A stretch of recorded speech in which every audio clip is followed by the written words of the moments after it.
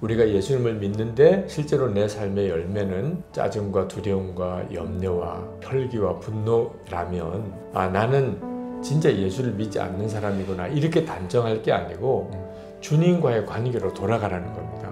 열매가 없는 것은 나를 정죄하기 위해서 나를 판단해서 아주 주님이 떼어버리기 위해서 그 실상을 보여주신 게 아니고 예수님과의 관계에 문제가 있음을 우리에게 지적해 주시는 거예요. 안녕하세요, 롬파리팔입니다. 네, 오늘 너무나도 저가 기다렸던 시간입니다. 드디어 유기성 목사님 모시고 귀한 시간 가지려고 합니다. 이번에 유기성 목사님이 내 안에 거하라 라는 귀한 책으로 여러분 앞에 나와왔는데요. 또 이 책도 알리고 또 이 책에 대해서 말씀 나누는 시간 가지려고 합니다. 그래요, 목사님. 저도 이제 내 안에 거하라는 건 좋은데 그냥 부담이 돼서 조금 어느 정도 안정거리를 두고 신앙생활을 하면 안 될까요, 목사님? 맞아요. 사실 그런 유혹을 많은 그리스도인들이 받습니다. 나는 죽고 꼭 예수로 살아야 되나, 꼭 예수님 안에 거해야 되고 항상 예수님이 내 안에 거하시는 이런 삶을 살아야 되나 하는 그런 부담감이 누구에게나 있습니다. 그게 사실 사람이 가지고 있는 본질적인 죄성이에요. 성경은 분명히 사람이 마음에 하나님 두기를 싫어한다. 로마서의 사도 바울이 아주 명확하게 지적을 했거든요. 우리가 급할 때는 하나님을 찾지만 항상 하나님과 함께 있는 것은 오히려 솔직히 마음이 부담스러워 하게 됩니다. 그래서 꼭 내 안에 거해야 된다고 하는 말씀을 성도들이 이렇게 확 기쁨으로 받아들이는 분들이 적어요. 근데 예수님께서 명확하게 말씀하셨어요. 내 안에 거하지 아니하면 그러면 메말라 버린다는 거예요. 그러니까 주님과 우리 사이의 관계는 생명의 공급이 주어지는 관계이기 때문에 주님 안에 거하지 않는 삶이 결국은 우리가 믿음에서 무너지고 기쁨 감사에 다 잃어버리고 열매 없는 삶을 살고 율법적인 종교 생활에 빠지는 가장 중요한 이유거든요. 그래서 내 안에 거하라는 말씀이 생명의 말씀이라고 하는 사실을 정말 알고 그 말씀을 받아들여야 돼요. 근데 그것을 실제로 경험하기 전에는 그 말이 부담스럽게만 오는 거예요. 다시 말하면 맹인에게 붉은색을 설명할 수가 없잖아요. 참 방법이 없어요. 그건 보아야만 아는 거니까. 그러니까 주님 안에 거하고 주님 안에 거하지 않는 삶을 실제로 살아보고 결과를 알고 난 다음에야 이것이 생명의 조건이구나 하는 것을 알게 되는데 그걸 알기 전에 그것을 깨달아야 되니 하나님의 말씀을 진리로 결론 삼는 일이 꼭 필요한 거죠. 그렇다면 이제 내 안에 거하라에서의 실천할 수 있는 쉬운 방법? 아니면 첫 번째 단계가 어떤 게 있을까요? 주님 안에 거하는 가장 쉬운 방법은 항상 주님을 생각하기를 힘쓰는 겁니다. 그 말은 뒤집어 이야기하면 주님을 잊어버리는 순간이 굉장히 많습니다. 왜냐하면 주님은 내 눈에 보이게끔 나와 함께 계시지 않으시기 때문에 우리는 어쩔 수 없이 눈으로 보는 것과 귀로 듣는 것에 의존해서 모든 것을 인식해요. 그래서 끊임없이 주님을 생각하게 되는 일이 실제로 영적으로 주님 안에 거하는 가장 쉬운 방법입니다. 그래서 이제 동의 일기를 매일 쓰고 나누라고 권해드리는 이유이기도 해요. 그리고 항상 말씀을 보는 거예요. 우리가 예수님은 눈으로 볼 수 없지만 말씀을 볼 수 있게 하셨어요. 그래서 항상 말씀을 읽고 그리고 암송하는 일은 주님 안에 거하는 굉장히 좋은 방법이에요. 목사님, 그 본문 중에 이런 내용이 있어서 제가 잠깐 한번 읽어드릴게요. 예수님을 믿어도 변화가 일어나지 않는 것은 우리가 예수님께 진짜 맡기지 않기 때문입니다. 예수님 안에 거하지 않는 것입니다. 예수님 안에 거하고 싶다고 몸부림을 치지만 진짜 거하는 것이 무엇인지에 대해서는 눈이 열리지 않은 것입니다. 허드슨 테일러 선교사도 우리와 똑같은 고민을 했습니다. 그분이 내린 참 놀라운 결론은 그냥 받아들이는 것이었습니다. 예수님과 우리는 이미 하나입니다. 우리가 할 수 있는 일은 예수님께 나 자신을 완전히 맡겨버리는 것입니다.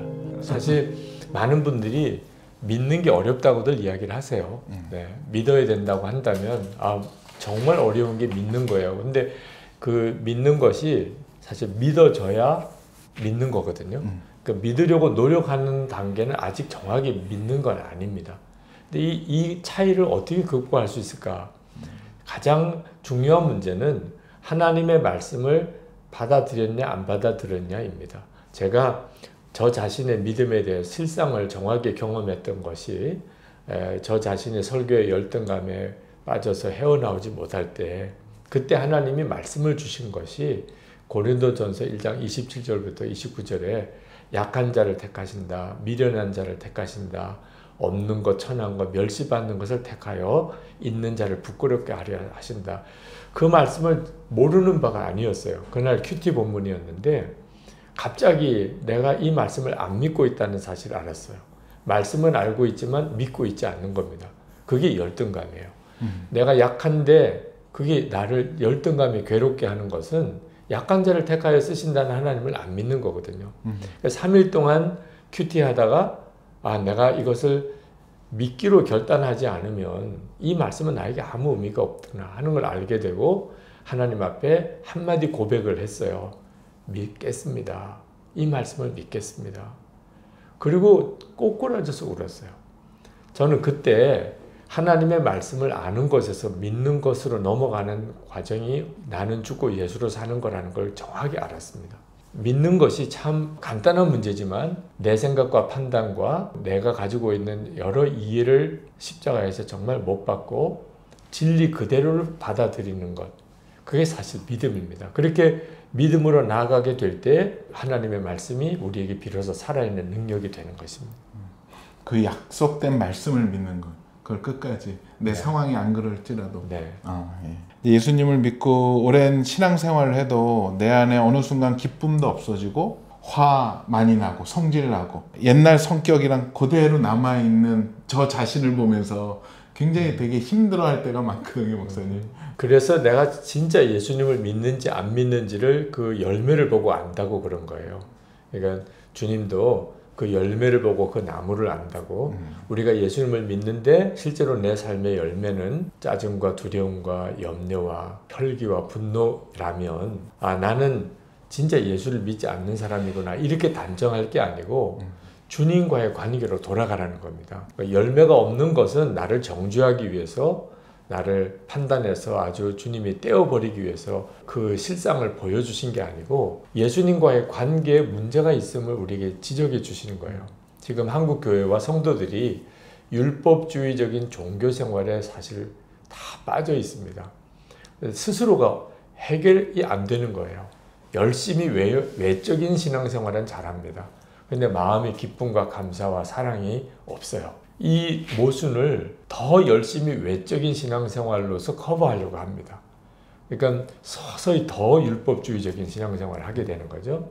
근데 이 점을 정확히 깨닫고 예수님과의 관계를 바로 맺으려고 해야 이 문제가 해결이 돼요. 그러면 주님께서 비로소 내 안에 환경과 여건과 상관이 없는 기쁨과 감사를 알게 해주세요. 그래서 생명 있는 믿음의 회복이죠. 그래서 이제 내 안에 거하라 나도 너희 안에 거하리라고 하는 이 말씀을 그렇게 중요하게 붙잡게 된 겁니다. 또 요즘 현대인들이 가장 많이 고민하는 게 걱정, 근심이거든요. 내일에 대한 불안. 아무리 믿는다고 입으로는 고백은 하지만 뒤돌아서야 막 가슴이 뛰고 막 불안하단 말이죠. 우리가 아주 결정적으로 내가 신앙이 무너지고 또 하지 말아야 될 일을 하게 되고 그렇게 되어지기 전에 내 안에 영적인 문제의 전조 증상이 이렇게 나옵니다. 그게 이제 염려와 걱정이에요. 그러니까 많은 분들이 염려와 걱정을 그냥 어쩔 수 없는 일이지 뭐 그게 무슨 큰 잘못이야 그렇게 넘겨버리니까 문제가 되는 거예요. 우리가 예수님을 믿는데 어느 순간에 걱정과 염려가 내 마음속에 있다면 즉시 주님께로 가야 됩니다. 주님을 바라봐야 될 때예요. 사실 그 염려와 걱정이 내가 해결되지 않으니까 그 다음에 더 심각한 영적인 문제로 빠져들게 됩니다. 이제 의심으로 빠지게 되거나 또는 스트레스가 쌓이게 되면 이제 일탈 행위로 가게 돼요. 영상에 빠지게 되거나 음란에 빠지게 되거나 구체적인 죄를 짓는 행위로 가게 됩니다. 이건 점점점 내가 영적으로 무너지고 있다는 거거든요. 그러니까 염려와 근심을 절대 작게 여기면 안 되는 거예요. 그때 빨리 주님을 바라봐야 돼요. 제가 동해일기를 쓰면서 얻은 가장 큰 유익은 이 염려와 근심이 일어날 때 그날로 그 실상을 알게 되는 겁니다. 사실 동일기를 쓰지 않을 때는 염려와 근심이 마음에 있을 때 저녁에 그냥 자요. 뭐 영상을 보거나 TV를 보거나 누구나 대화를 하거나 그냥 그럼 잡니다. 해결해야 될 시점인데 그걸 그냥 넘어가죠. 근데 이제 일기를 쓰려고 하다 보니까 내 마음에 잊지 말아야 될 것들이 드러나요. 일기 속에서 어쩔 수 없이 드러나요. 그때 내가 지금 더 기도해야 될 시간이구나. 내가 말씀을 보아야 될 시간이구나 하는 걸 알게 되거든요. 절대로 마음에 걱정과 근심이 드리워지는 것을 사람이 살다가 어쩔 수 없는 일이다. 그렇게 넘겨버리면 안 된다는 거. 그때가 바로 빨리 주님께로 돌아가야 될 하나님이 주시는 사인이라는 걸 알아야 합니다.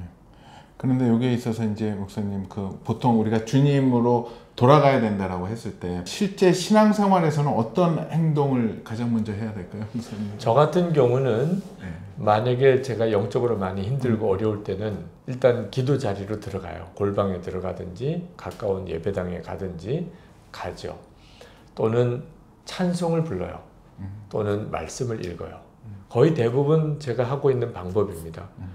왜냐하면 주님께만 집중할 수 있는 일들이에요. 내가 기도 자리에 들어가거나 또는 예배당에 내가 들어가서 그냥 조용히 앉아있기만 하거나 또는 내가 말씀을 볼 수 있는 성경책에 가까이 있으면 그냥 말씀을 전에 읽던 그 다음 부분부터 말씀을 쭉 읽어가요. 그러면 참 놀랍게도 갑자기 내 마음과 생각이 쫙 정리가 됩니다. 그것이 사실 나와 함께 계시는 주님께로 내가 방향을 전한 거거든요. 주님께로 돌아가라고 하면 사실 주님은 보이지 않는 분이니까 우리로서는 참 막연한 개념인 것처럼 보이지만 사실 예배와 찬송과 말씀을 통하여 어느 순간에나 주님의 임재 안에 들어갈 수 있게끔 된 축복의 시간을 가지고 있습니다. 그래서 맨날 그 동행일기 말씀하실 때 같이 공유하잖아요. 그래서 이제 그 공동체가 있어서 서로 또 그럴 때 도와주고 기도해주고 또 그런 게 굉장히 유익이 있겠네요, 목사님. 그렇죠.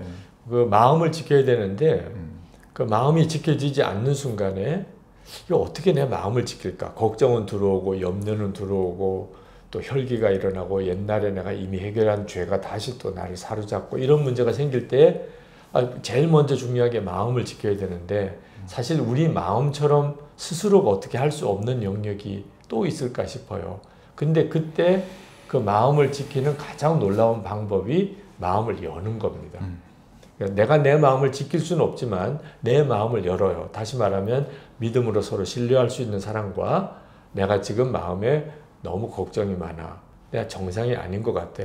이렇게 자기 마음을 일단 가까운 분에게 열면 그 자체로 벌써 마음이 탁 붙잡혀요. 신기할 일이에요. 내가 어떤 사람에게 내가 이러다가는 꼭 무슨 죄를 지을 것 같아. 또는 내가 큰 일을 저지를 것 같아. 이렇게 고백을 하면 그러면 그 순간에 그 죄에서 영적인 묶임에서 노임을 받아요. 근데 이 방법을 가장 잘 활용할 방법이 일기를 쓰는 거예요.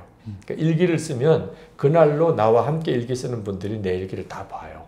그리고 댓글로 다시 달아줘요. 그 과정을 거쳐서 내가 내 마음에 나도 모르게 이렇게 들어와서 주인 노릇하고 나를 사로잡으려고 하는 어떤 영적인 세력으로부터 노임을 받아요. 그러니까 마음을 지키는 가장 좋은 방법이 마음을 여는 거예요. 아이들이 방을 막 어지러 놓고 지났는데 이제 그때쯤 되면은 아이들이 엄마 아빠가 방에 들어오는 것을 거부해요. 이제 문 닫아 놓고 혼자 있어요. 그래서 방 엉망이에요. 자, 방 절대로 못 치워요. 그 아이가 그 방을 정돈할 수 있는 길은 문을 여는 겁니다. 엄마가 들어오도록 아빠가 들어오도록 그러면 너무나 정리가 돼요. 주님과 우리 사이의 관계가 똑같은데 우리가 스스로 해결하지 못하는 이런 유혹과 시험들을 이길 수 있는 가장 놀라운 방법이 마음을 지키는 건데 그 마음을 지키는 가장 놀라운 방법이 마음을 여는 거죠. 그거 부분에서 제가 이렇게 은혜 받았던 그 본문 책 내용 가운데 이런 내용이 있더라고요. 숨기고 부끄러워하고 감추는 사람은 계속 같은 죄에 넘어지게 됩니다. 처음에는 마음을 여는 것이 굉장히 고통스럽지만 그것이 자신을 지키는 길이 됩니다. 여러분도 마음을 열어서 자신을 지키기 바랍니다. 마음을 여는 것은 그냥 미주알고주알 자신에 대해서 다 공개하는 것이 아닙니다. 마음조차 예수님과 함께 하는지를 돌아보는 것입니다. 맞아요. 네, 정말 그렇습니다. 예수님은 나의 왕이라고 많이 고백을 하잖아요. 그래서 여기 책에도 이제 그 문제를 말씀해 주셨어요. 예수님을 왕으로 모셔야 하는데 많이 부담스러워하고 또 심지어는 싫어하기까지도 하고 되려 또 왕의 위치를 바꿔서 자기가 왕이 되는 경우가 있는데 근데 이 문제는 꼭 짚고 넘어가야 될 문제잖아요. 하나님이 왕이냐 아니면 마귀가 왕이냐 사실 이 둘 중에 하나를 택하는 거지 왕이 있냐 없냐를 택하는 게 아니라는 점을 성도들이 정확히 이해를 못하는 겁니다. 그래서 예수님이 왕이라고 말하면 나는 왕이 없는 삶을 살았는데 갑자기 내게 왕이 생겼네 이렇게 생각을 해요. 그래서 나는 왕이 있는 게 싫어. 나는 내가 원하는 대로 살고 싶어 이렇게 반응을 해요. 그건 실제로 영적인 상태를 정확히 직시하지 못했기 때문입니다. 그동안에는 내가 왕 노릇하고 그 배후에는 사실은 마귀가 왕인 거죠. 그러니까 죄의 종노릇하고 산 겁니다. 내가 원하는 대로 살 수 있는 사람이 누가 있나요? 지나고 보면 다 안 좋은 쪽 방향으로 가게 되어 있습니다. 그러니까 실제적으로 나를 지배하고 있는 것은 죄요 그리고 마귀였다는 거예요. 이 상황을 정확히 알고 나면 예수님이 나의 왕 되심은 구원인 거예요. 좋으신 분, 나를 사랑하신 분, 나 위해 대신 죽으신 분, 이분이 나의 왕이 되세요. 그 말은 이제 나는 왕의 그늘 아래 보호받고 지킴을 받는다는 뜻이거든요. 그러니까 나를 사로잡으려고 하는 죄와 마귀의 권세에서부터 구원받고 안전하게 보호받는 삶이라는 뜻이거든요. 그러니까 이 사실을 정확히 이해 못하니까 나는 왕 없이 살았는데 갑자기 왕이 돼 있다고 말을 하는 것처럼 느껴지는 거예요. 사실은 나는 정말 무서운 어떤 악한 왕에 사로잡혀 살던 그런 처지에서 나를 정말 사랑하고 진정으로 나를 구원하실 그런 하나님께로 돌아가게 되는 거죠. 그것이 예수님을 왕으로 모시고 살라는 것입니다. 책에 보면은 그 왕에 대해서 이렇게 쓰셨어요. 예수님이 마음의 왕으로 오시면 솔직히 불편합니다.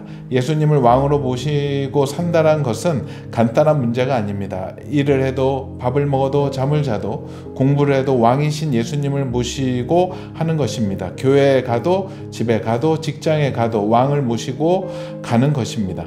우리는 왕의 수행 비서이고 신하입니다. 예수님은 우리를 도와주려고 위로하려고 우리의 기도를 이루어 주려고 오신 분이 아닙니다. 예수님은 우리의 왕으로 오셨습니다. 우리에게 지시하고 명령해서 우리가 하나님의 영광을 위해 살도록 오신 것입니다. 저는 이 마지막 문장이 너무 힘있고 저의 포지션을 정확하게 다시 짚어주는 그런 맞아요. 말씀이었습니다. 그리고 목사님만의 예수님과 친해지는 어떤 비밀, 비법 이런 게 있으세요? 그 예수님과 친밀함에 대해서 자신이 없어하거나 또는 자기가 그렇게 될 수 있을까 걱정하시는 분들이 계세요. 근데 사람과 친해지는 것과 사실 다를 바가 없어요. 우리가 어떤 사람과 친해진다는 말은 정말 자주 만나는 거죠. 자주 만나고 대화도 자주 하고 그리고 무슨 일을 같이 하는 어떤 분들은 여행을 같이 가라고도 하잖아요. 그러면 금방 친해지게 되죠. 고생스러운 일을 같이 겪었다. 그러면 굉장히 끈끈한 친밀함이 생기게 되죠. 예수님과의 관계도 똑같은 거예요. 사실 예수님과의 친밀함이 내가 없다고 생각하는 대부분의 사람은 거의 주님을 생각 안 하고 사는 거예요. 주님과의 시간을 거의 갖지 않는 겁니다. 주님은 내 안에 계시지만 나는 전혀 주님을 의식하지 않았기 때문에요. 그러니까 이제 미주알고주알 주님께 물어보고 주님이 어떤 걸 기뻐할까 생각하고 주님이 어떤 마음의 감동을 주시면 그게 주님의 역사인지 어떤지 잘 알기 어려워도 일단 순종부터 해보고 이렇게 사는 삶을 꾸준히 하는 게 열쇠입니다. 그러니까 한 번 그렇게 살다가 쭉 안 하고 또 한 번 그렇게 살다가 안 하고 이렇게 하는 그러면 인간관계도 그저 서로 그냥 어느 정도 적당하게 아는 관계로 끝나는 거죠. 이따금 만나는 관계. 근데 계속 만나는 관계가 되면 어느 순간 지나고 나면 금방 그 사람은 나하고 친하다고 하는 느낌이 옵니다. 그래서 이제 예수 동일기를 꾸준히 써보시라고 이렇게 권하는 이유 중에 하나예요. 우리가 예수 동일기를 쓰는 것은 일기에 초점이 있는 게 아닙니다. 주님과의 관계를 계속 지속적으로 꾸준히 해보는 가장 좋은 방법이기 때문에 그렇게 해보라는 거예요. 그러니까 예수님과의 친밀함은 예수님에게 달려있는 문제가 아닙니다. 주님은 내 안에까지 오셨어요. 뭐 더 이상 어떻게 주님이 어떻게 더 이상 하실 수 있어요. 근데 우리가 그 주님을 진짜 믿음으로 반응하고 또 주님을 계속 바라보고 주님을 생각하고 내가 그렇게 정말 살고 싶어서 매일 기록을 해보고 그것을 다른 사람에게 나누어 이렇게 살기 시작하면 그러면 그렇게 한 달, 두 달, 석 달을 지내보면 알게 됩니다. 주님을 의식하는 게 완전히 다르고요. 또 주님이 기뻐하는 것에 대한 느낌이 많이 달라지게 됩니다. 그러니까 주님과의 친밀함이 놀랍게 커진 거죠. 목사님을 뵌다고 했더니 다들 궁금한 게 목사님은 기도하시면 다 하나님이 이루어주시는 것 같다. 도대체 목사님만의 특별한 기도 비밀이 있는가? 많이들 물어보더라고요. 목사님만의 기도법? 기도의 방식이 뭐가 있을까요? 사실 기도가 안 되는 일은 저도 뭐 많이 겪습니다. 왜냐하면 영적인 상태는 굉장히 예민해서요. 항상 충만한 상태로 있어지지가 않습니다. 무슨 문제를 만났거나 또는 어떤 사람을 만나거나 어떤 일을 해야 되거나 하면 할 수 없이 어떤 나도 모르는 사이에 세상의 영향을 이렇게 받게 됩니다. 그러면 갑자기 기도하려고 하면 기도가 잘 안 되고 말씀 보는 것도 마음에서부터 욕구가 안 일어나게 돼요. 물론 그 고비를 넘어가면 갑자기 열리게 되는데 갑자기 내 마음속에 내 영적인 상태가 그러니까 굳어진 느낌을 받을 때가 있어요. 저 같은 경우는 그렇게 기도를 잘 안 될 때는 억지로 기도하려고 하지 않고 그냥 가만히 주님 안에 있습니다라고 앉아 있어요. 그냥. 그래서 이제 가까운 예배당이 있으면 예배당에 들어가는 이유가 너무 좋은 분위기예요. 예배당에 들어가서 앞에 있는 십자가나 강단을 가만히 이렇게 앉아서 있는 거예요. 사실은 기도는 끊임없이 하나님께 내가 무슨 말을 하는 행위가 아닙니다.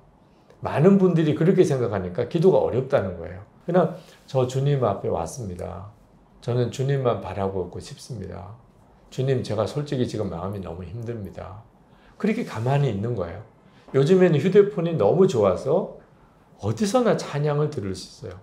그래서 내가 좋아하는 찬양을 틀어놓고 찬양을 내가 부르지 못해도 듣는 거죠. 어떤 때는요. 그러다 보면 잠이 와요. 기도를 하러 왔는데 이게 세상 잠만 자고 가는 것처럼 느낄 때가 있어요. 저는 너무 좋은 시간이라고 생각해요. 기도하는 자리에서 잠을 잤다. 사실은 우리가 굉장히 신경이 예민해지거나 육신적으로 피곤해지면 그렇게 조용한 시간에 들어가면 그냥 잠이 와요. 편안해진 거죠. 저는 주님의 품 안에서 잔다고 생각해요. 저는 그것조차도 기도라고 싶습니다. 1시간 기도 운동을 할 때 주님 안에서 잠을 자는 것도 기도 시간이라고 했어요. 근데 이제 어느 순간에는 더 이상 잠이 안 와요. 이제는 내가 영적으로 회복이 된 거예요. 그리고 기도가 잘 안 될 때 성경을 읽어요. 근데 참 이상하게 성경을 쭉 읽어가다 보면 기도하고 싶은 마음이 일어나요. 너무 막 억지로 기도를 잘하려고 하지 않고 주님을 그냥 온전히 신뢰하고 마치 어린아이가 아버지 품에 이렇게 안기듯이 그리고 그냥 편안하게 그냥 자듯이 그렇게 하는 일이 필요해요. 그러면 누구나 다 경험합니다. 주님이 나를 만지시고 회복시키시고 마치 엘리야를 다시 이렇게 주님이 먹이고 회복시키시는 은혜를 주신 것과 똑같은 경험을 하게 됩니다. 하나님은 그 기도에 있어서 정상 참작까지 다 해주시는군요. 네, 그렇습니다. 그래서 네. 그 쉼을 또 주시고. 네. 근데 이건 뭐 번외 이야기지만 그 주일날 목사님들 설교 때 자는 분들은 이거 어떻게 받아들여야 됩니까? 그래서 저는 제가 설교할 때 잠자는 분들을 네. 한 번도 탓해 본 적이 없어요. 왜냐하면 네. 두 가지 경우이기도 해요. 하나는 말씀을 못 듣게 영적으로 해방하는 일도 있을 수 있습니다. 그래서 이제 어느 목사님들은 설교할 때 잠자는 것을 막 깨우려고 하는 거죠. 지금 중요한 시간인데 잠을 자는 게 너무 안타깝기도 하고. 저는 그 점에 대해서 부인하지 않습니다. 그런 일이 있을 수 있어요. 그렇지만 또 한 경우에는 그가 영적으로 굉장히 편안한 상태에 들어가 있기도 합니다. 제가 군인교회 목회할 때 많은 병사들이 실제로 예배당에 와서 잠을 자요. 근데 그걸 억지로 깨우는 일이 필요할까? 물론 그들이 계속 잠을 자는 것은 저에게 너무 안타까운 일이었기 때문에 토요일에 하나님 앞에 정말 눈물로 기도했어요. 병사들을 깨우고 싶지는 않습니다. 그들이 교회라도 와서 잠깐이라도 자는 것은 하나님 품에서 자는 거겠지요. 그렇지만 말씀을 듣는 시간이 그 시간밖에 없는데 잠만 자고 가게 할 수는 없지 않습니까?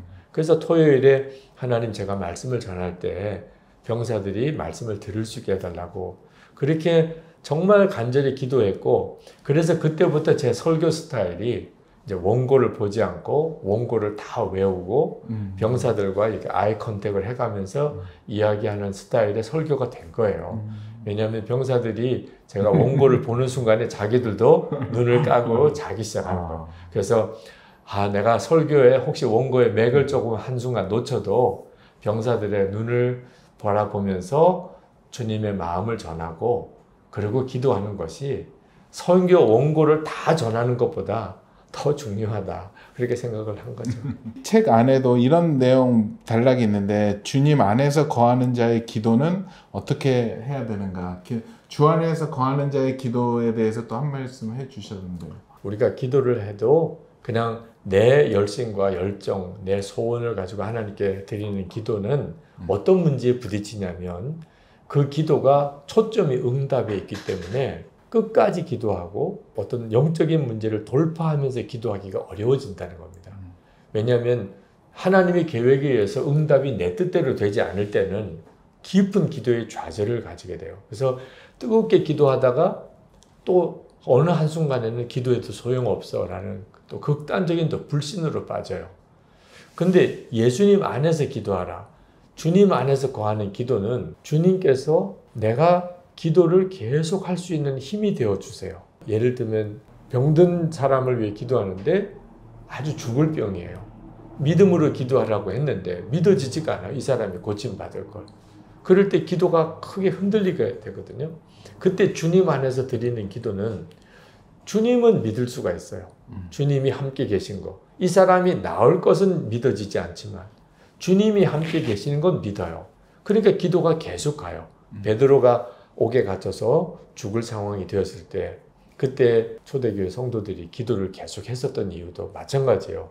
주님 안에서 그들은 계속 기도했던 거예요. 실제로는 베드로가 풀려날 거라고 그들은 믿어지지 않았어요. 풀려났을 때 오히려 그것을 베드로의 영이라고 생각할 정도로 그들은 베드로가 풀려날 거라고 생각을 안 했습니다. 그러니까 믿음이 없는 기도였던 거이죠. 근데 그런 기도가 어떻게 계속될 수 있을까? 그들이 그 당시에 주님의 영 안에 있었기 때문이에요. 그래서 우리가 주님 안에서 드리는 기도가 가지고 있는 놀라운 힘이 응답에 초점이 있는 게 아니고 주님과의 관계에 초점이 있는 겁니다. 그래서 우리가 도무지 이루어질 수 없을 것 같은 기도를 계속 할 수 있는 힘이 거기서 나옵니다. 주님의 나라, 재림에 오시는 주님의 나라 마찬가지예요. 이게 언제 이루어질지 2000년 동안의 기도잖아요. 근데 지금도 끊임없이 주님이 그 기도를 시키세요. 자, 우리나라 통일 이거 언제 이루어질지, 한국교회 영적 각성 이거 진짜 이루어질 수 있는 건지, 주님 안에 있는 사람은 계속 기도를 가요. 근데 이제 되어지는 현상을 보면서 기도하는 사람은 어느 순간에 낙심되고 이제는 기도도 안 된다 그러고 그렇게 되는 거죠. 그래서 주님 안에 드리는 기도가 굉장히 중요한 문제입니다. 그리고 이제 기도를 하고 이제 하나님의 이제 음성을 우리가 보통 듣는다, 받는다, 마음을 받는다라고 이제 봤거든요. 그럴 때 이제 또 중요한 게 분별이잖아요. 네. 또 이제 영적인 영역이기 때문에 우선 그거는 어떤 개념으로 분별을 하면 좋을까요? 하나님의 음성을. 그 하나님의 음성을 듣는 것에 대한 오해 중에 하나가 육성으로 듣는다는 표현. 그러니까 듣는다는 말을 쓰니까 많은 분들이 나는 하나님의 음성을 들은 적이 없어. 그렇게 말을 해요. 근데 실제로 우리 안에서 말씀하시는 분이 성령이세요. 성령께서 내게 말씀하시는 방식은 육성이 아닙니다. 마음에 갑자기 떠오르는 생각이에요. 그 이요셉 집사님이 우리 사진 작가이신 이요셉 집사님이 코스타에서 청소년 아이들에게 강의할 때 참 인상 깊은 표현을 썼어요. 당신이 사진 작업을 이렇게 하면서 하다 보면 아무래도 이렇게 어지러진대요. 근데 그때 아내가 이제 방문을 열고 들어와 보고 아무 말 없이 한참을 보다가 나간대요. 그때 그 아내의 마음에 아니 좀 정돈하고 좀 작업을 해도 하세요. 그렇게 딱 느껴진대요. 아무 말을 안 했어요. 그냥 이렇게 아내가 이렇게 방 되어져 있는 것을 한번 보고만 간 거예요.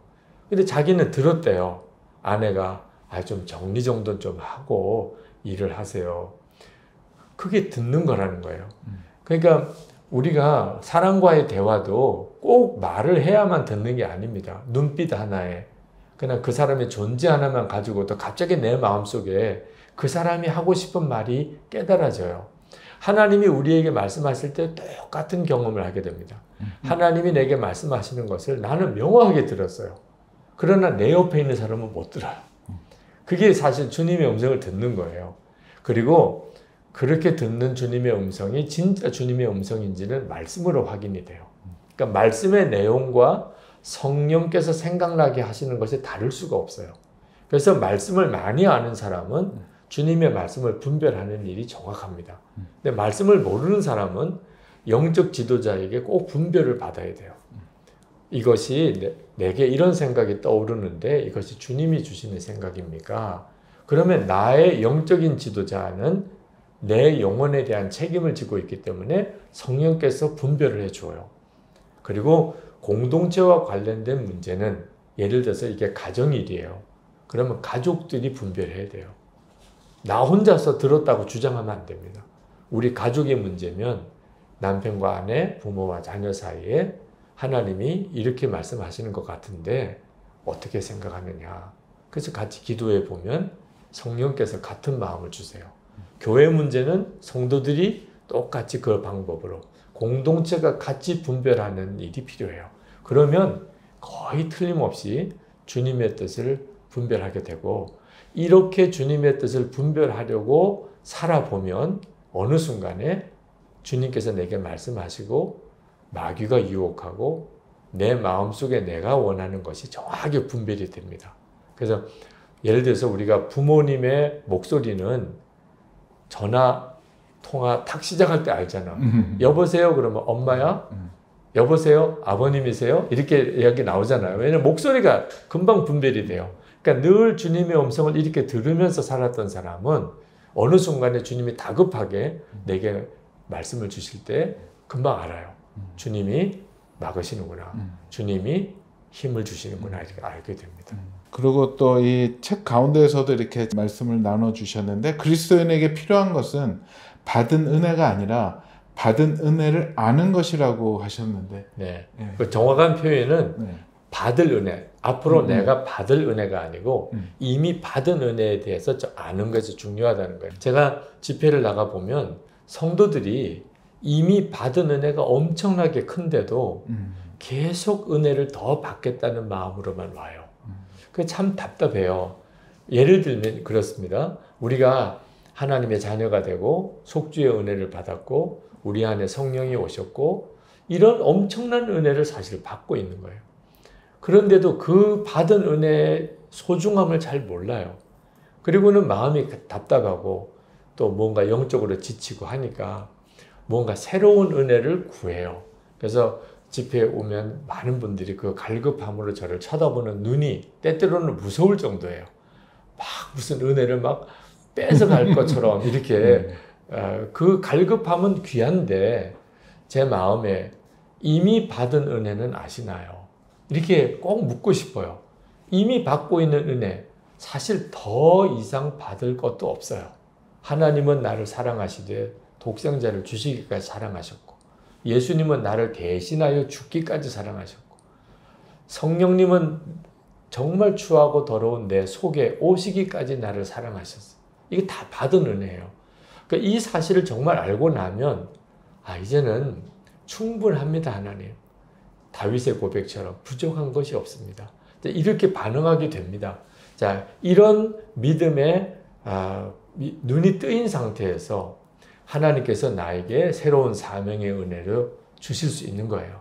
이제 은혜를 받은 자가 하나님의 나라 위에서 귀하게 쓰임 받는 일, 고난을 두려워하지 않고 나갈 수 있는 힘, 이제 이런 하나님이 내가 은혜 받는 정도를 떠나서 하나님을 위해서 하나님의 나라를 위해서 내가 일할 수 있는 힘을 주시는 것이거든요. 목사님은 이렇게 맨날 이렇게 말씀 나누시고 이렇게 보면 기승전 내 안에 거하라, 기승전 동행일기를 얘기한다라고 하는데 저는 그걸 보면서 목사님은 이거에 대한 하나님의 확실한 거를 바르셨기 때문에 이거를 얘기할 수밖에 없는 사명을 받으신 거 아닙니까? 사실 말씀을 전하다 보면 성도들이 엄청 부담스러운 말씀을 전할 때가 있어요. 예를 들면 정말 믿음으로 어떤 난관을 돌파해야 되고 내 생명을 바쳐서 하나님의 기뻐하는 일을 위해 순종해야 되고 성경에 나오는 대로 원수도 사랑해야 되고 자 이런 말씀을 전할 때 항상 마지막에 주님과 동행하시라고 이렇게 결론이 갇히게 됩니다. 이유는 그 말씀대로 살 힘이 주님과 동행하면서만 오기 때문이에요. 그러니까 하나님께서 우리에게 주신 그 말씀이 믿어지는 거, 그대로 그 말씀대로 사라지는 거, 이것을 율법적으로만 끝내면, 예를 들어서 하나님이 이렇게 말씀하셨죠? 여러분 그렇게 살아야 됩니다. 그러면 성도들은 엄청난 무거운 짐만 지고 돌아가게 돼요. 왜냐하면 그 말씀대로 살아내야 되는 어떤 부담감. 그러니까 많은 성도들이 설교를 힘들어하는 분들이 있으세요. 근데 제가 하나님의 말씀을 전하기 위해서 기도하면 주님은 꼭 마지막에 그러세요. 그 말씀대로 너희들이 살 수 없어. 그러나 살 수 없지만 살지 못하는 건 아니야. 내 안에 거해. 나를 바라봐. 그러면 그 말씀대로 사라지게 돼. 이건 정말 너무 놀라운 거예요. 항상 기뻐하라, 범사에 감사하라, 그거 똑같아요. 이건 율법으로 따지면 이건 진짜 무서운 법이에요. 어떻게 항상 기뻐하라, 범사에 감사하라. 기쁨과 감사는 좋은 거지만 이게 명령이 돼버리면 진짜 무서운 거거든요. 사람이 어떻게 감정적으로 극복이 안 되는 상황인데 그럼 기뻐하지 않는 것조차 죄가 되는 것. 이게 무서운 사실 율법주의적인 설교가 되어버리더라. 근데 기뻐하게 됩니다. 주님 바라보세요.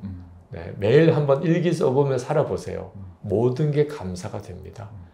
그렇게 되니까 아마 성도들이 목사님 설교는 하여튼 맨 마지막에 결론은 항상 동행일기야. 나는 죽고 예수로 사는 거야. 뭐 그렇게 말씀하시나 봐요.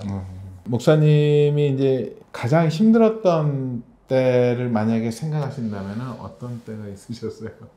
사실 저에게 힘들었던 상황이 여러 번 정말 있었습니다. 뭐 어린 시절에 아버님의 목회 어려운 것 때문에 어린 시절을 보냈던 일들은 또 아직도 살아계신 분들이 계시니까 그때 이야기를 하기는 참 조심스럽지만 참 어려웠고요. 어머님이 결국은 제가 신학교 다닐 때 돌아가시는 일을 겪고, 그러니까 목회자의 아내로서의 어머님이 사셨던 삶이 얼마나 어려웠던가. 그 말은 이제 그만큼 목회자의 자녀로서 저도 비슷한 생활을 했던 거죠.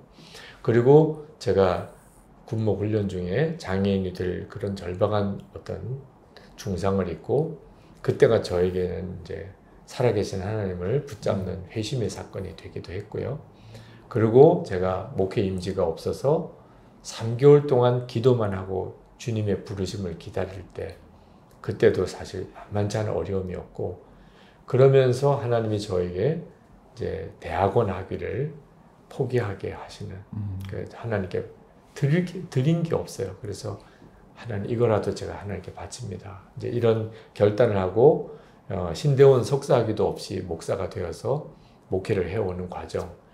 그리고 선한목자교회를 부르실 때 부도 위기에 건축 중단된 그 참 어려운 교회, 담임 목사님은 1년 전에 이미 사임하시고 교인들은 다 떠나간 이런 교회를 담임하러 왔을 때, 뭐 이런 제 삶에 어려웠던 고비들이, 그리고 제 아내가 암 진단받고 이제 암 수술을 받는 그런 정말 휘청거리던 순간들, 그런 일들을 다 어려웠던 때라고 말할 수 있는데, 사실 솔직히 가장 제게 힘들고 어려웠던 때는 제가 실제로 예수님을 인격적으로 알지 못하고 주님과 친밀함이 없이 그저 열심과 성실함으로 제게 주어진 삶을 살고 사명을 감당하려고 했을 때, 사실 그 순간이 가장 어려웠던 때였구나.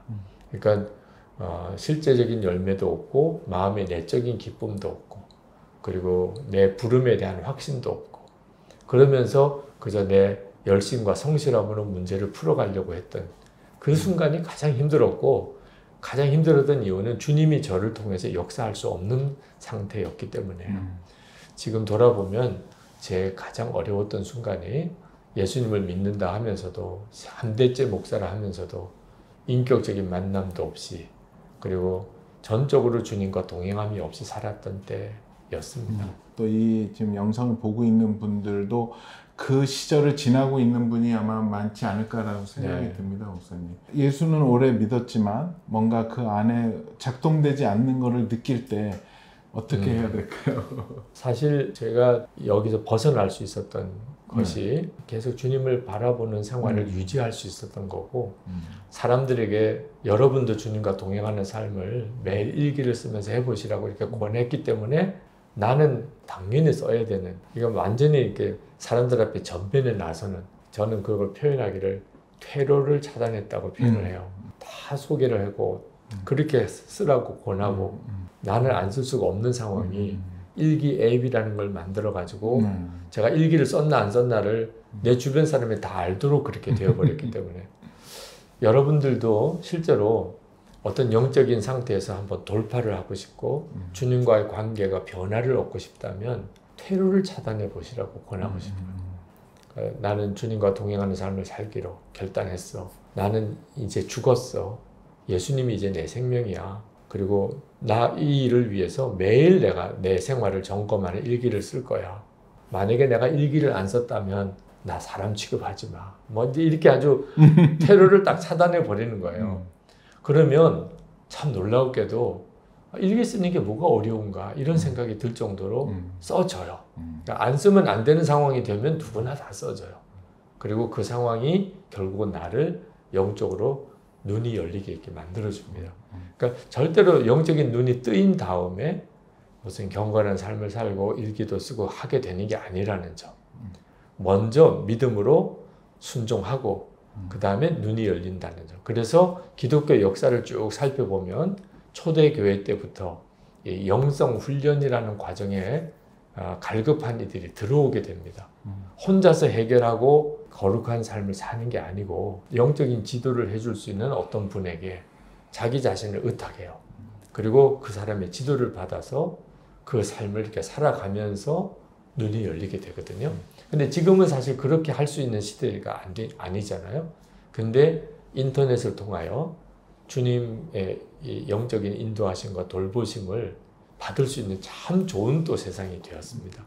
그래서 답답하다, 힘들다, 어느 순간에 갑자기 영적인 회복이 오기를 기다리기만 하지 마시고 주님과 동행함을 실제로 살아보되 주변 사람에게 공포하세요. 동행일기 앱이 누구나 지금, 들어가서 다운로드 받을 수 있는 거죠. 18만 명 정도가 지금 들어와서 있습니다. 아멘. 이 방송 나가고 좀 더 쭉쭉 올라갔으면 좋겠습니다. 뭐 이런 말씀 참 여쭤보긴 뭐하지만 그래도 하나님 앞에서 목사님이 가장 부끄러웠다? 아니면 죄송스러웠었던 일이 어떤 있었어요? 네. 저는 사실 사람들 앞에도 별로 부끄럽게 살지 않았다고 생각했어요. 그건 어릴 때부터 목사가 될 사람으로 아주 구별되었다고 생각했기 때문에 당연히 그렇게 살았죠. 학교에 가든지 뭐 어디서든지 사람들의 손가락 받는 생활을 하지 않았다고 싶었는데 제가 회심하는 날 알았어요. 제가 사람들이 보지 않는 그 순간에 나의 행동과 마음이 얼마나 하나님 고통스럽게 했나. 그러니까 사람만 의식하고 살았던 사람은 내가 무슨 죄를 지었어 이렇게 생각하는 사람도 있어요. 사실 이렇게 보면 반듯한 삶을 살고 교양도 있고 그는 나름대로 품위를 갖추고 있는 사람도 있죠. 사실 저도 그렇게 살려고 애를 썼고요. 그렇지만 내 마음속에 모든 것을 아시는 주님을 바라보는 눈이 딱 뜨이고 난 다음에 이건 진짜 비명소리가 나올 정도로 꼬꾸라진 거죠. 그게 이제 바리새적인 경건입니다. 바리새적인 경건이 사람 보는 앞에서 잘하는 거예요. 근데 내 속에 있는 이 내면의 삶을 내가 눈이 이렇게 열리고 보니까 정말 나는 부끄럽구나. 그래서 저는 모든 사람들보다도 더 내가 죄인이라고 생각하는데 사도 바울도 내가 죄인 중에 괴수라고 이렇게 표현했던 이유가 자기의 변하지 않는 이 육신적인 성품, 그건 우리가 예수 믿고 거듭나도 육신을 가지고 사는 동안에는 끊임없이 일어나요. 그러니까 그것 때문에 내가 이런 은혜를 받고도 이 문제가 해결되지 않는 나 자신이 죄인 중에 괴수라는 거죠. 저도 주님 앞에서 그 은혜의 눈이 열리고 나니까 어떤 사람이 큰 죄를 지었어요. 제가 그 사람을 생각하면 나는 그 사람에게 한마디 할 자격이 없어요. 어떤 분들은 저에게 그런 이야기를 해요. 아무개 당신도 잘 아는 사람들이 이런 잘못을 저질렀는데 왜 당신은 한마디 말을 안 하냐. 저는 정말 마음이 아프고 주님 앞에 울면서 그분을 위해서 기도도 많이 했지만 제가 그 사람에게 당신 어떻게 그렇게 무서운 죄를 지었냐 말할 자격이 없거든요. 왜냐하면 생각이나 마음으로 저에게도 똑같은 죄가 있는데 그걸 내가 실제로 실천하지 않았던 것 뿐이지 제가 그 사람하고 다른 사람이 아니거든요.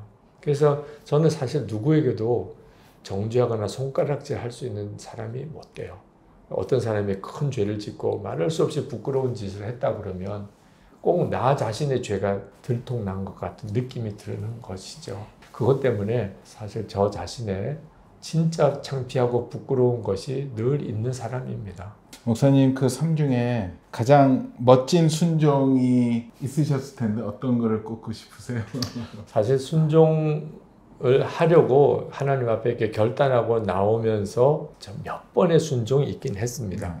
예를 들어서 그 부산에서 캠퍼스에서 부산 청년들의 복음화를 위해서 집회를 열 때 그때 그 운동장 바닥에 무릎을 꿇고 기도를 해야 되는 그 기도 인도자가 그렇게 원해요. 우리 다 무릎을 꿇고 기도하자는 거예요. 그 청년 대학생들은 뭐 청바지 입고 왔으니까 그냥 흙바닥에 무릎을 꿇어도 그냥 툴툴 털면 되지만 난 또 주일 예배 양복 입고 가서 엄청 갈등이 되더라고요. 그때 내가 이 학원 이 부산의 청년 복음화를 위해서 이렇게 기도한다는 게 내가 거짓이구나. 이게 양보 걱정이 될 정도로. 그래서 이제 그때 무릎 꿇고 하나님께 기도했던 그 기도의 체험, 또 하나님이 나에게 너 석사학위 그때가 고민거리였어요. 공부해서 논문 쓰는 거하고 그렇죠. 교구 신방하는 거하고 이게 이제 같이 해야 되는데 다 잘하게 해달라고. 그러니까 하나님이 너 공부하는 건 다 했잖아. 석사학위 받는 거 하나 남은 건데 그거 나에게 받을 수 없냐. 그때 참 일주일 동안을 울면서 고통스럽게 고민했던 거. 부끄럽지만 그래도 마지막에 바치겠습니다. 이렇게 했던 그런 몇 번의 순종. 그리고 동일기를 쓰는 사역을 시작할 때도 사실 교인들이 싫어하는 걸 뻔히 알면서도 일기를 쓰라고 교인들에게 권할 때 그러면서 하나님이 너 실패할 거다. 그랬던 순간에 실패해도 해야 되는 일이 있구나. 다 성공만 하기를 원한다면 주의 일을 누가 하냐. 실패해도 가야 되는 길이 있구나. 그걸 깨닫고 실패해도 하겠습니다. 그리고 순종했던 이제 이런 몇 번의 정말 순종의 시간이 있었어요. 근데 그것 때문에 사실 여기까지 온 건지도 모르죠. 그렇지만 반대로 순종하지 못했던 순간이 너무 많아요. 만약에 제가 그때 진짜 하나님 앞에 순종의 삶을 살고 살았다면 나는 지금 정말 하나님 앞에 어떻게 쓰임을 받을 수 있었을까 하는 생각을 해보면 순종을 몇 번 했다는 게 중요한 게 아니고 순종하지 못했던 그 생활이 참 너무 안타깝고 부끄럽습니다. 이제 거의 막바지가 됐는데요. 사람들이 또 많이 힘들어하는 게 예수님과 함께 죽는다라고 했을 때 도대체 예수님과 함께 죽는다는 게 무엇인가 할 때 목사님은 어떻게 좀 쉽게 얘기해 주실 수 있으실까요? 예수님과 함께 죽는다는 게 사실 모든 성도들이 예수를 믿을 때 다 지나가는 길이에요. 근데 그거 모르는 거예요, 사실. 그래서 앞으로 예수님과 함께 내가 어떻게 죽어야 되는 거라고만 생각하지 이미 자기가 그 단계를 지난 걸 몰라요. 그게 뭐냐면 세례입니다. 세례가 로마서 6장 3절 4절에 보면 우리가 그리스도와 함께 연합하여 십자가에서 죽음으로 세례를 받았다고 나옵니다. 그러니까 세례받는 의식이 죽음의 의식이에요. 그러니까 물을 머리에 대거나 또는 침례를 받거나 할 때 이게 죽음의 의식이에요. 예수님과 함께 죽었다는 거예요. 그러니까 예수님과 함께 내가 죽었고 그래서 이제 예수님의 생명으로 살게 되었다는 고백이 세례받을 믿음이거든요. 그래서 세례를 받았다는 것은 이미 그 은혜를 받았다는 거예요. 예수님과 함께 내가 죽었다는 것은 내가 앞으로 나를 어떻게 죽이는 게 아니고 하나님이 나를 위해서 행하신 이 엄청난 복음을 아멘 하고 받아들이는 겁니다. 그러니까 예수님과 함께 죽는 것은 사실 우리에게 있어서는 어떤 노력이 필요한 게 아니에요. 이미 하나님이 그렇게 하셨다는 것을 할렐루야 아멘 하고 이렇게 받아들이는 거예요. 그 다음에 생명으로, 예수님의 생명으로 사는 역사가 내게서 나타나게 돼요. 그러니까 많은 분들이 예수님과 함께 자기가 죽었음을 받아들이지 못해요. 안 죽었다고 자꾸 생각해요. 나는 아직 안 죽었다. 그러니까 예수님으로 사는 역사가 안 나타나는 거예요. 죽지도 않았는데 어떻게 주님으로 사는 역사가 나타납니까? 그러니까 예수님으로 인하여 죽는 법은 믿음인 거예요. 믿음. 내가 이미 주님과 함께 죽었습니다 하고 그것을 믿음으로 받아들이는 거죠. 내가 성경을 몇 독을 했고 기도를 몇 시간을 했고 사람들한테 얼마나 많이 도와줬던 것이 예수가 죽는 개념이 아니고 믿음으로. 네. 그렇게 죽으니까 그런 삶을 살 수 있는 힘이 나오게 되는 거예요. 네. 말씀이 좋아지고 또 기도하고 싶어지고 다른 사람을 위해서 나를 들여서 헌신하고 싶은 삶이 뒤따라오게 되는 거죠. 저희 공통 질문인데요. 하나님이 만약에 목사님께 너는 누구냐? 너의 정체를 밝혀라고 물어보신다면? 그냥 제가 주님 앞에 고백하기에는 저는 진짜 말할 수 없는 죄인, 지옥에 갈 수밖에 없는 죄인인데 제가 예수님과 함께 십자가의 죽음으로 인하여 예수님이 제 생명이 되신 사람입니다. 그게 사실 주님 앞에 제가 드릴 수 있는 고백이에요. 근데 주님께서 이따금 저에게 그 질문을 하실 때는 제 안에 진짜 예수님이 생명으로 계신가 하는 것을 물으시는 거죠. 이미 그것을 결론 삼고도 나도 모르게 주님을 바라보지 않고 이미 십자가에 처리된 내 육신을 그냥 나도 모르게 붙잡고 있는 순간이 와요. 사실 참 기가 막히게 교회 안에서 목회자들 모임을 할 때나 성도들이 교회 안에 모임을 가질 때 이게 예수님께서 역사하신다고 할 수 없는 상황이 벌어질 때가 있어요. 그럴 때 주님이 부르세요. 너희 안에 있는 자가 누구냐? 너는 도대체 너의 실상이 뭐냐? 화들짝 놀라게 되죠. 그래서 다시 주님을 붙들게 되게 됩니다. 이 책 내 안에 거하라 우리 성도들이 아마 보실 텐데 그분들이 이거를 어떻게 받아들이고 무엇을 얻어가셨으면 좋으실 것 같으세요? 네, 예수님께서 함께 계시다는 것을 명확하게 알게 되는 계기가 되었으면 좋겠어요. 이 내 안에 거하라는 이 책을 통하여 예수님은 내 안에 계시구나. 그 점에 대해서 말씀으로 영적인 눈이 이렇게 열리는 계기가 되면 저는 이 책을 출간한 진짜 보람이 있고 또 주님이 저에게 주신 사명을 감당한 거라고 생각이 듭니다. 그리고 주님 안에 거하는 삶이 구체적으로 어떻게 하는 건지를 알게 되고 실제로 성도들이 주님 안에 거하게 되고 주님을 바라보게 되고 주님을 믿게 되는 성도들이 일어나게 되는 일. 그건 한국교회 전체가 영적으로 살아나는 아주 중요한 역사입니다. 아멘. 마지막 질문입니다. 목사님의 최종 사명? 꼬링은 어디입니까? 저는 이제 끝까지 예수 동행 컬럼을 매일 쓰는 것이 사실 그 뜻인데요. 성도들에게 이미 예수님을 마음에 영접하고 주님의 생명으로 사는 성도들에게 오늘도 주님을 바라보셨나요? 이렇게 도전하는 역할을 하는. 그래서 깜짝깜짝 놀라서 다시 세상 바라보다가 주님 바라볼 수 있게 해주는 일. 그래서 이제 매일 동행 컬럼을 쓰고 어디에 제가 초청을 받든지 주님을 바라보시라. 주님이 여러분 안에 계시라. 그 메시지를 전하다가 이제 아마 기력이 쇠해서 그럴 수 없게 되면 아마 이제 주님 앞에 가게 되겠죠. 감사합니다, 목사님. 예. 감사합니다. 예. 마지막으로 기도로 마쳤으면 좋겠는데요. 주님 안에 거하고 싶은 많은 하나님의 백성들, 크리스찬들을 위해서 우리 기도 한번 해주시고 마치겠습니다. 은혜와 사랑이 많으신 아버지 하나님, 우리를 사랑하시고 우리 자신보다 우리를 더 아시고 그리고 우리의 생명을 주님의 품에 두시고 우리 안에 오셔서 우리의 영원한 생명이 되신 주님의 은혜를 찬양합니다. 하나님, 우리 안에 그 영적인 갈망을 심어주신 하나님, 주님께서 친히 그 일도 이루실 줄 믿습니다.